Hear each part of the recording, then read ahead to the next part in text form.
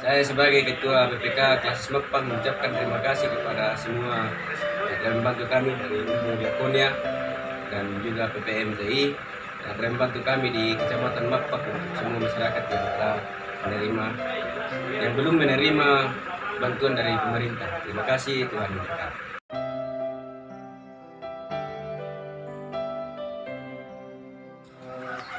Saya atas nama Lukas Tonglo mewakili rekan guru SMA Kristen Nyalo mengucapkan terima kasih kepada Lumbung Gereja Toraja yang telah memberikan bantuan dalam bentuk sembako kepada kami yang ada di SMA Kristen Nyalo.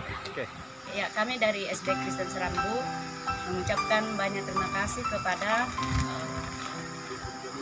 BPS yang telah memberikan kami sumbangan berupa sembako.